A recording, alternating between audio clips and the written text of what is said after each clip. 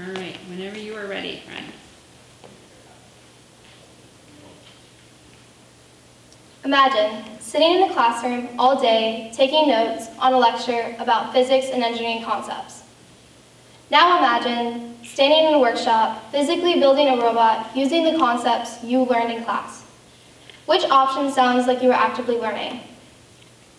According to Dr. Alyssa Lang from Stanford University, when engaged in activities that support STEM learning, young children can remain focused, communicative, active, and curious for over 45 minutes. What's more, children have a blast, all while learning STEM concepts and applying math to solve real-world problems.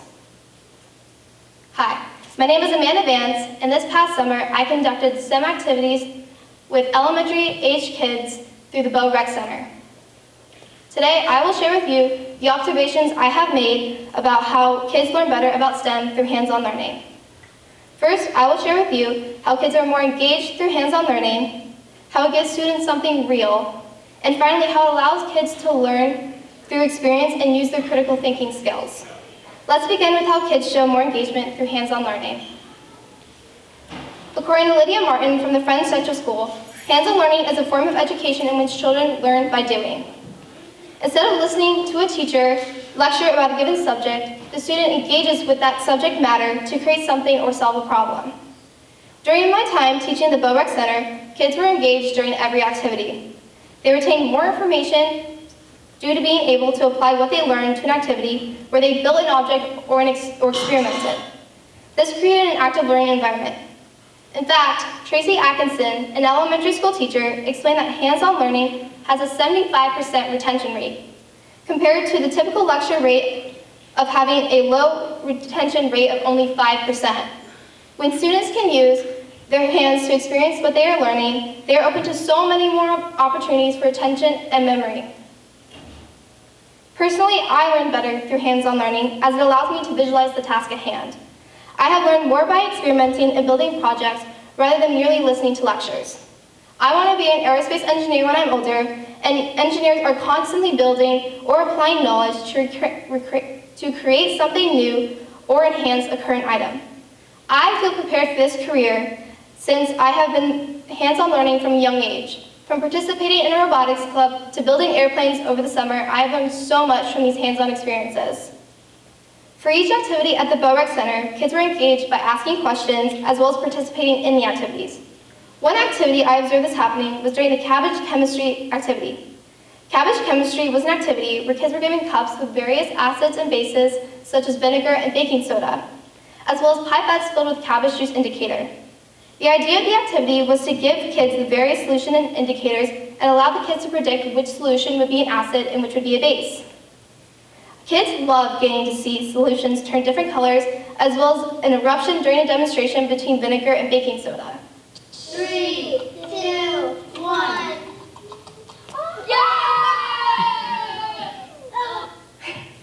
Instead of teaching kids about chemical reactions, they were able to see the reactions firsthand. Another activity was the fruit battery, where kids created a battery using lemons, copper wire, zinc nails, and alligator clips. Kids really enjoyed this activity since they were shocked by how a lemon could power a small LED. Kids engaged by asking questions about how the lemon powered the LED, what the role of the copper wire and zinc nails were, and if other fruits could be used. One cool discovery was that the red LED required 4 lemons, while the blue LED required 5. Next, let me show you how hands-on learning gives students something real to explore. Some kids may ask why math and science are important or how it applies to them. But the best way to answer this question is to allow kids the opportunity to explore for themselves. Please take out your phones and hold them up.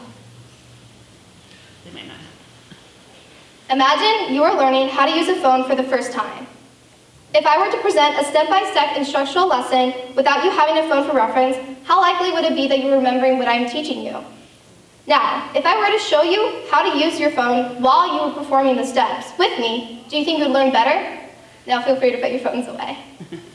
These real-world applications help kids prepare for the real world and their future careers.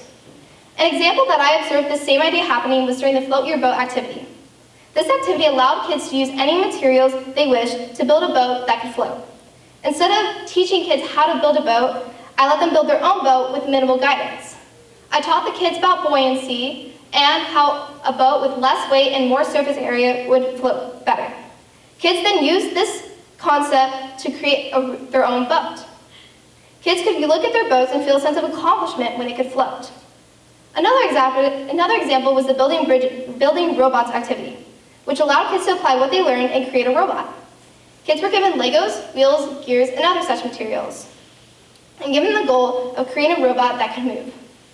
After the activity, kids had a physical piece of learning that showed why learning science is very important. Robots are a part of our world through everyday objects like Roombas, but also out of this world objects like Mars rovers.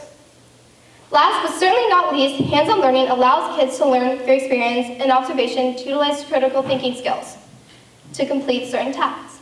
Paul Main, founder of the Structural Learning Company, tells how in a hands-on learning environment, students are encouraged to make decisions and solve problems, which enhances their critical thinking abilities.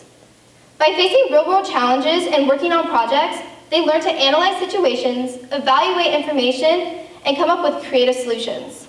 In fact, I observed kids using problem-solving skills and creating new solutions during many of the activities. The most notable example was during the Building Bridges activity. A kid wanted to create the longest bridge, so he taped a bunch of popsicle sticks together.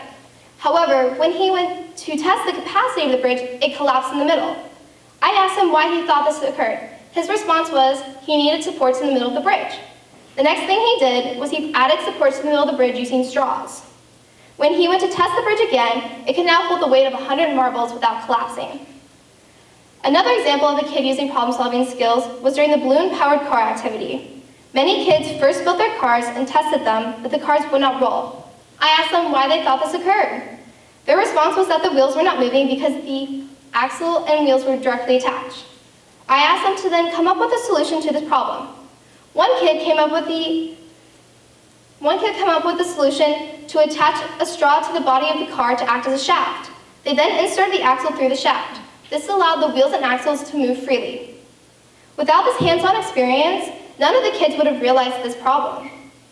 As seen, a kid's critical thinking skills increase in a hands-on learning environment. This occurs since kids must make decisions on what to do next to receive the outcome they are striving to obtain. They no longer have to rely on memory and attention as they sit in a lecture environment. To sum it all up, kids learn better about STEM through hands-on learning since it increases student engagement and also allows students to see the real-world applications of what they learned and increase their critical thinking skills. In addition to my senior project, I also researched how women contributed to STEM. I also analyzed the gap in STEM education and how it provides a challenge for women to enter the STEM field. A source I found was a survey done by Microsoft and Dr. Shalani Kesar, assistant professor at the Southern Utah University. They investigated the likelihood of girls pursuing a STEM-focused education and what factors cause young women to lose interest in STEM careers. The survey stated that a powerful way for girls to learn about the creative and impactful ways that STEM knowledge is applied in the real world is to let them explore these applications firsthand. Almost a third of the girls surveyed participate in extracurricular clubs or activities. Compared to the classroom instruction, these activities tend to be more hands-on and practical. The survey results show that 75% of girls who participate in STEM activities understand the types of careers and jobs they could go into, compared to the 53% of girls who do not participate in such activities. This research reinforces my point that hands-on learning is an essential part of allowing kids to stay engaged and interested, as well as what they are learning to the real world. Now, in a week's time, you may not otherwise remember my presentation, but you will most likely remember taking out your phone while I was speaking. This action will be retained in your memory longer than if you had just simply listened to my speech. Thank you. Don't